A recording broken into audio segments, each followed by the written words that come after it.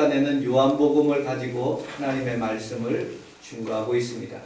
이 본문에 있는 말씀을 가지고 하나님의 말씀을 증거할 때 제가 우리 성도들에게 물어봤어요.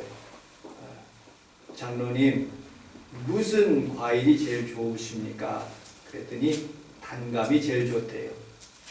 자기는 장소에서 태어나서 단감이 그렇게 맛있고 귀한 줄 몰랐는데 단감을 먹을 때마다 고향 생각도 나고 또 그리고 단감을 잘 먹고 있다고 합니다.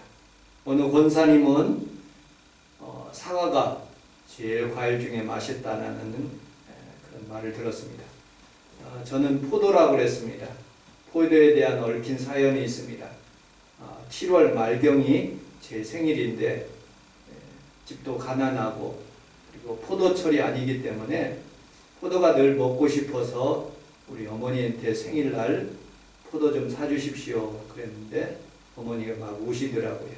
그리고 저를 약간 혼내셨습니다. 왜냐하면 포도도 비싸고 돈도 없기 때문에 그런 일들이 일어났습니다.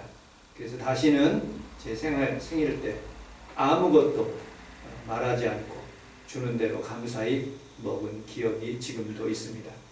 포도에 대한 그런 사연, 그 사연으로 인해서 저는 늘 포도를 우리 사모와 함께 잘 먹습니다.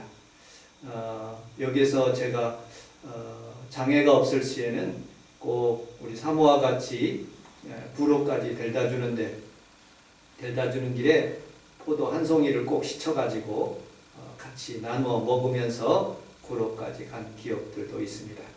여러분들 포도가 얼마나 많이 이렇게 나는지 제가 인터넷을 보면서 참 놀라운 우리나라의 기술, 농업에 대한 기술들을 발견했습니다.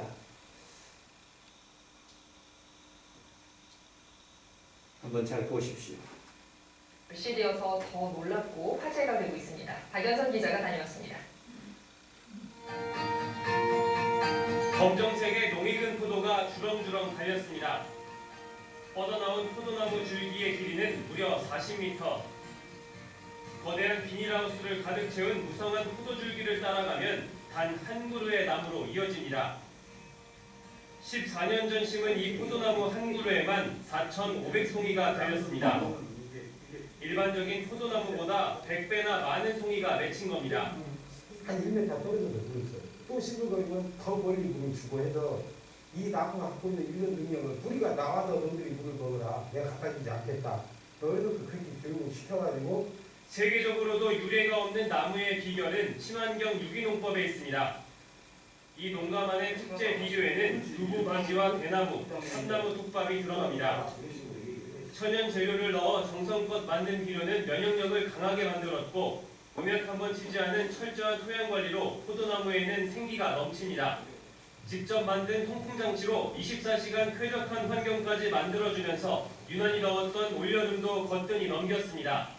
이렇게 한 농기에서 4,500송이가 달리게 되는 그 기본 바탕에는 토양부터 살리는 친환경의 어떤 원칙들을 고수했기 때문에 이 농장이 보유한 20여 그루의 포도나무는 모두 1,000송이가 넘는 포도가 달려 있습니다. 자식을 대하듯 나무를 존중하는 농가의 노력이 기적 같은 광경을 만들어내고 있습니다. MBC 뉴스 박연선입니다.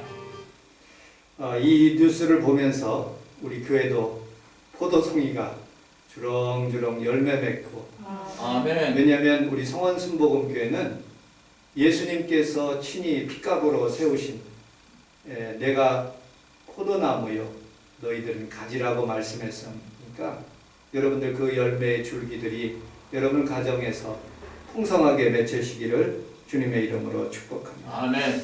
자, 오늘 본문을 중심으로 하면 어떻게 하면 포도 줄기가 포도 열매가 많이 맺힐까 한번 살펴보도록 하겠습니다. 2절을 같이 한번 읽어보도록 하겠습니다. 2절 시작. 무릇 내게 붙어있어 열매를 맺지 아니하는 가지는 아버지께서 그것을 제거해 버리시고 무릇 열매를 맺는 가지 더 열매를 맺게 하려 하여 그것을 깨끗하게 하시니라. 아멘. 우리 함께 따라서 하겠습니다. 붙어 있읍시다.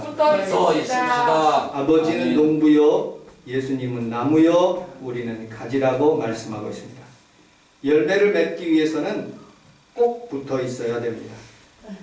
나무에서 가지로 이렇게 쭉쭉쭉쭉 뻗어나갑니다. 4,500송이를 맺기 위해서는 그 가지가 쭉쭉 뻗어져 나갈 때에 그 안에 쫙 붙어 있어야 됩니다.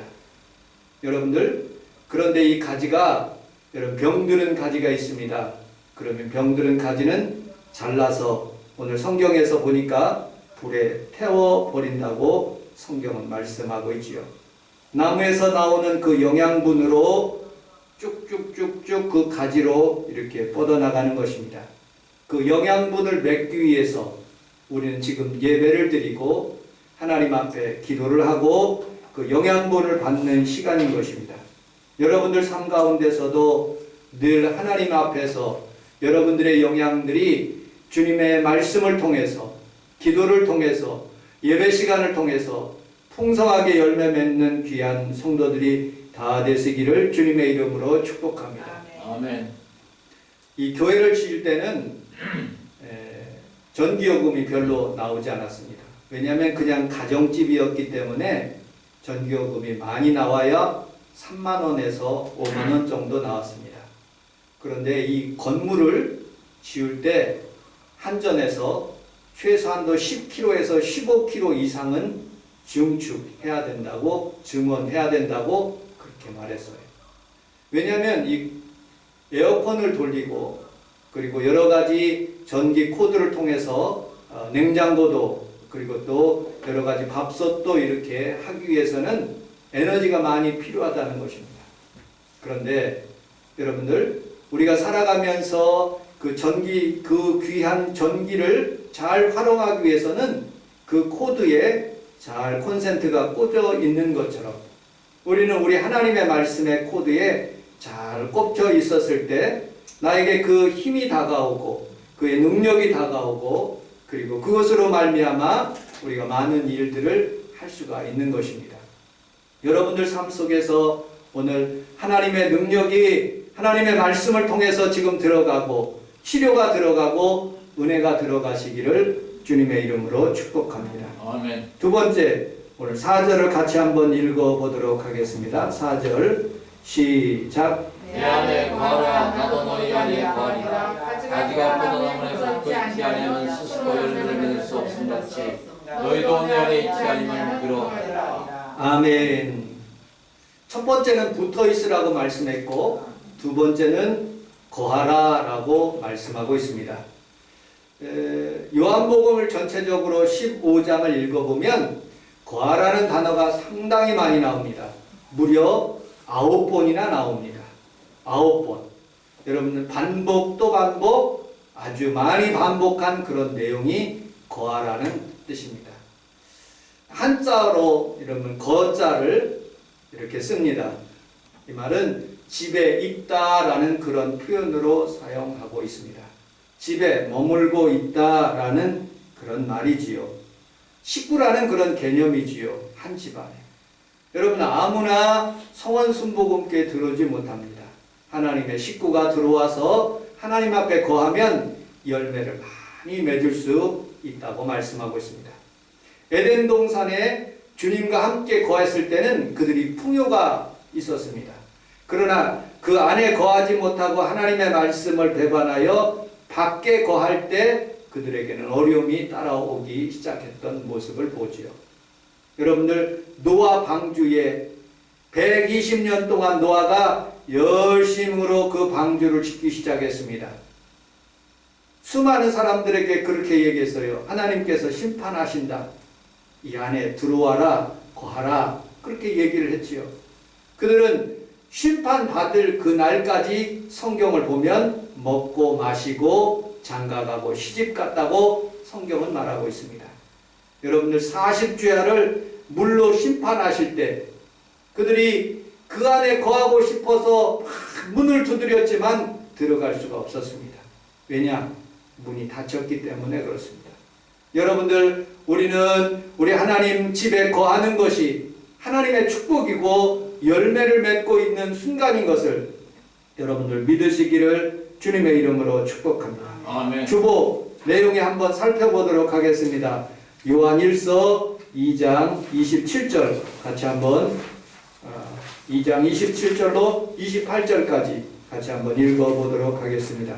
시작. 너희는 주께 받은 바 기름 부음이 너희 아무도 너를 권하니 아무도 너희를 가르칠 일이 없고 오직 그의 기름 부음이 모든 것을 너희에게 가르치며 또 참되고 거짓이 없으니 너희를 가르치신 그대로 주 안에 거하라. 자녀들아 이제 그 안에 거하라. 이는 주께서 나타내신 바되며 그가 강림하실 때 우리로 담대함으로도 그 앞에서 부끄럽지 않게 하려 합니다. 아멘. 하나님의 가르치심 안에 거하라는 거예요. 그리고 주님께서 나타나실 때에 여러분들이 정말로 잘했다 칭찬받을 수 있도록 주님 안에 거하고 주 안에 거하여 하나님 앞에서 부끄럽지 않는 삶을 살으라고 말씀한 장면들을 보게 됩니다. 여러분들, 우리는 살아가면서 이 성원순복음기 안에 여러분들 가정 안에 예수님을 모시고 살아가며 주님 안에 늘 거하는 귀한 성도들의 가정이 다 되시기를 주님의 이름으로 축복합니다. 아멘. 우리 저 뒤에 계시는 송순덕 권사님 기도 제목을 제가 늘 새벽마다 기도해 드리고 있습니다. 그 대표적인 기도 제목 중에 하나가 용태에 대한 기도 제목입니다. 용태가 하루는 우리 권사님이 세브란스 병원에 입원했는데 이 앞에 편의점 앞에 살고 있는 노숙자를 집에 거하게 됐어요. 근데 이 친구가 그냥 잠만 자면 되는데 거기에 거하면서 밥도 먹고 여러 가지로 술도 먹고 그리고 또 아무데나 그냥 변을 보는 거예요. 그러니 얼마나 두렵겠습니까? 그래서 태어나고 나가라고 그리고 가까이 하지 말라고 빨리 떠내 보내기 위해서 돈 10만 원을 들고 그 친구에게 터미널까지 가서 배웅했는데 다시 또 하루 지나니까 다시 이 자리에 온 거예요. 여러분, 함께 거하는 것은 잘못된 부분과 거하면, 마귀와 거하면 얼마나 인생이 힘들어지는 줄 몰라요. 예수 안에 거할 수 있는 귀한 성도들이 다 되시기를 주님의 이름으로 축복합니다. 아멘. 내 속에 못된 암덩어리가 있으면 그거 거하지 못하게 잘라내는 거예요. 여러분들 왜 지금 마스크를 쓰고 있습니까? 코로나 바이러스가 여러분들 입으로 코로 들어오는 것을 막고 내 안에 건강한 그런 세포가 살아갈 수 있도록 그렇게 막는 것이죠. 오늘 여러분들이 잘못된 부분들은 잘라내고 하나님 앞에서 성령으로 하나님 앞에 예배 드릴 때 그 성령의 열매들이 여러분들에게 풍성한 은혜를 주시고 치료하시고 또 좋은 일들이 일어나게 해주시는 것을 믿으시기를 주님의 이름으로 축복합니다. 아멘. 여러분들, 우리 주님 안에 거한다는 것은 모든 죄를 사함받는 거예요. 로마서 8장 1절에 보면 그리스도 안에 있으면, 그리스도 안에 거하면 결코 정죄함이 없나니라고 말씀하고 있어요. 마틴 루터는 여러분들 자기에게 정죄하는 일들이 있어요. 너 죄 졌지, 너 종교개혁 못해, 너는 지옥 간다 하고 늘 마귀가 자기를 열심히 여러분들 좌절시키는 그런 마귀를 향해서 자신이 갖고 있는 그 임급병을 그 마귀를 향해서 던졌답니다. 그런데 마귀는 보이지 않죠? 그 임급병이 벽에 이렇게 깨지는 바람에 그 임급 흔적이 지금도 있다고 합니다. 여러분들, 우리는 살아가면서 예수 안에 있으면 결코 정죄함이 없이 나는 의인이다, 나는 열매 맺는다, 아멘. 좋은 일이 일어난다, 아멘. 그렇게 믿음으로 살아가시기를 주님의 이름으로 축복합니다. 아멘. 자, 6절을 같이 한번 읽어보도록 하겠습니다. 본문 6절 시작. 사람이 내 안에 거하지 아니하면 가지처럼 밖에 버려져 마느니 사람들이 그것을 보아다가 거기서 사느니라. 아멘. 2절에 보면 붙어 있어야 된다. 두 번째, 거해야 된다. 세 번째, 거한다는 그런 말을 살펴보면서 영어 성경을 한번 찾아봤습니다. If anyone does not remain in me, he is like a branch. 여러분들, 이 거한다는 그런 단어는 remain이라는 그런 단어를 썼어요. 그러면 remain이라는 그런 단어는 무슨 뜻이냐? 머물러 있다, 거기에 stay, 거기에 있다라는 그런 뜻을 가지고 있습니다. 조금 우리나라 영어하고 그 다음에 한국어 그런 성경의 번역이 조금 다른 모습을 보게 됩니다. 거한다는 것은 집에 머물고 있는 상태를 의미하고 있지만 영어적인 표현에서는 남아있다, 참고 있다 그런 뜻을 가지고 있는 것입니다. 여러분들, 우리는 살아가면서 어디 안에 남아 있어야 됩니까? 예수님 안에 남아 있어야 됩니다. 물고기가 여러분들 물 속에 남아 있어야지 안전한 거예요. 근데 정신 나간 물고기가요, 상어가 또 고래가 무트로 올라와서 동영상을 보니까 그 고래를 끙끙거리면서 무트로 이렇게 물속으로 집어넣는 그런 동영상을 볼 수가 있어요. 밖이 좋은 줄 알고 세상이 좋은 줄 알고 나왔지요. 그런데 그곳은 물이 없는 장소였기 때문에 그가 죽을 수밖에 없는 모습을 보게 됩니다. 여러분들도 이 성원 순복음께 남아 있어 하나님 앞에 예배드림으로 예수 안에 있어 여러분들이 영생 복락뿐만 아니라 하나님의 주시는 영양분을 통해서 여러분들이 영혼이 잘 되고 범사가 잘 되고 강건한 축복이 임하시기를 주님의 이름으로 축복합니다. 아멘. 결혼하면 대부분 기독교인들은 두 가지를 봅니다. 뭘 보냐? 첫째로 예수 믿는지 그걸 봅니다. 너 예수 믿니? 그걸 보는 거죠. 여러분들, 우리 평강이하고 가정 예배를 드리는데 아빠, 우리 집은 참 특별한 가정이에요. 그런 가정이 어때요? 몇 대까지?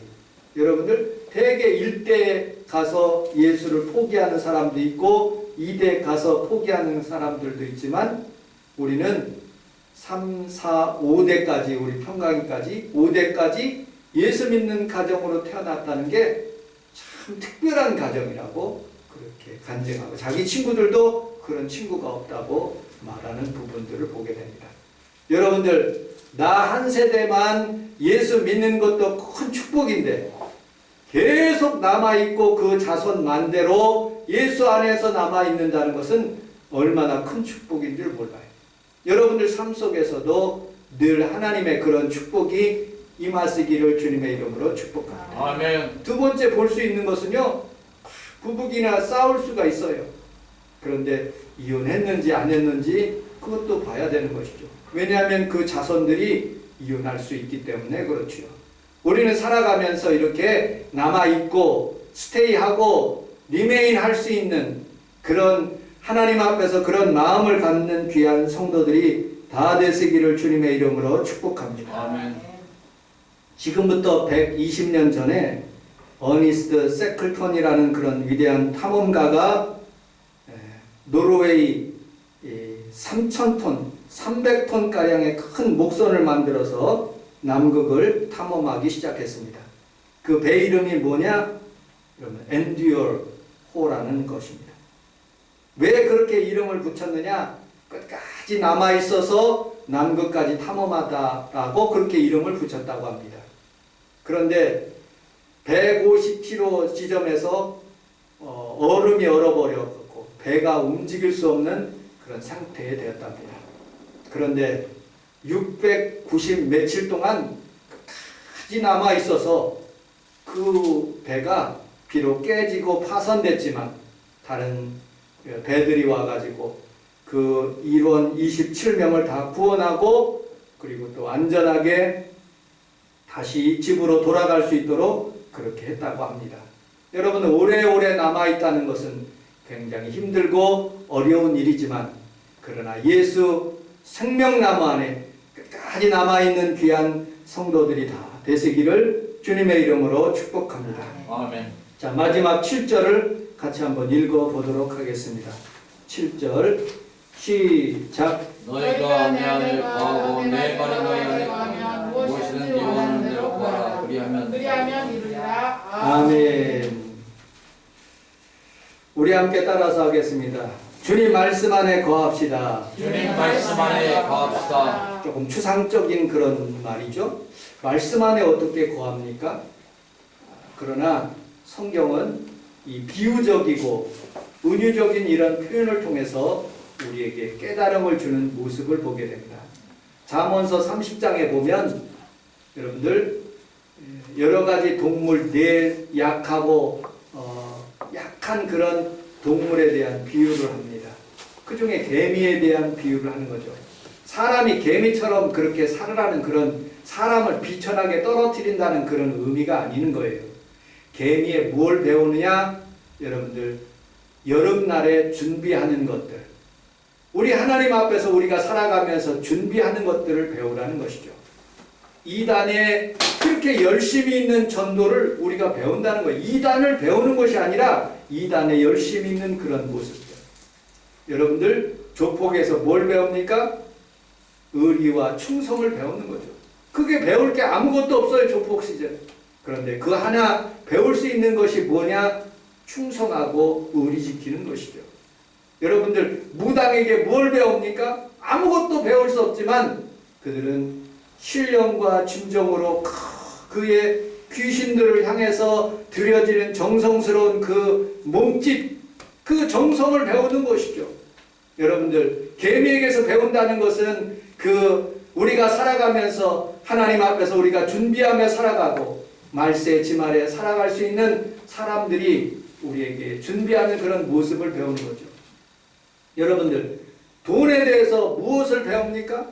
돈은요 좋은 것도 있고 나쁜 것도 있어요. 우리 동생이 열심히 돈을 벌기 위해서 굉장히 노력했습니다. 그런데 하나님께서 그에게 물질을 허락하셨는데 돈이 또 양면성이 있더라고요. 그것으로 인해서 또 죄를 짓게 되고 가정에 어려움을 당하는 모습을 보게 됩니다.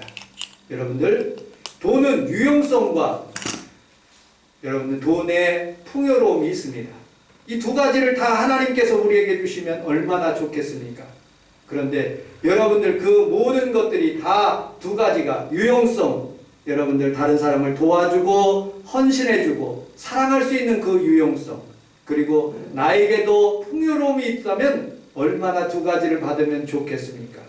여러분들 우리는 우리 하나님 앞에서 여러분들에게 하나님께서 물건을 허락해 주시든지 하나님께서 열매를 많이 허락해 주셨을 때 유용성과 풍요성이 여러분들 삶 가운데 늘 있어지기를 주님의 이름으로 축복합니다. 아멘. 여러분 하나님과 연합한다는 것은 주님 안에 거한다는 것은 내가 원하는 것을 구할 수 있는 것입니다.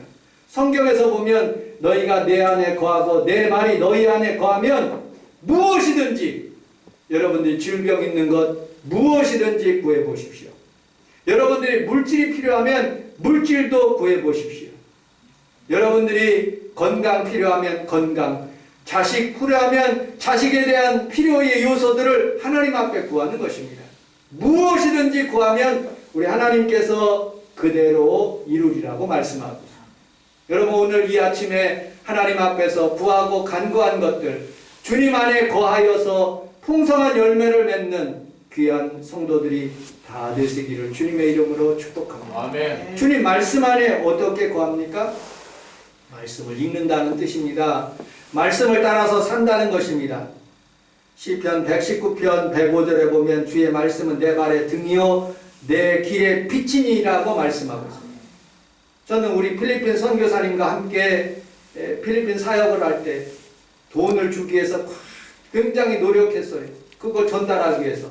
그런데 홀딱 잊어버려 먹고 우리 원복내 안수임사님과 함께 여권까지 잊어버려 먹었을 때 그때 하나 깨달은 게 있어요. 주님이 그 필리핀 밤길에 하나님께서 나를 도와주시기 위해서 그 빛 되시고 그렇게 하나님께서 나를 인도하시는 그 선교사님 그리고 또 내 삶을 통해서 인도하시는 그 빛이 내 앞에 길과 그리고 또 내 발등상에 빛이 되는 그런 모습을 보았습니다. 여러분들 우리는 우리 하나님 앞에 살아가면서 여러분들이 하나님 말씀 안에 거한다는 것은 하나님께서 여러분들에게 길을 인도하신다는 뜻이고 그리고 그 빛으로 여러분들이 평안하게 갈 수 있다는 것을 의미하고 있는 것입니다.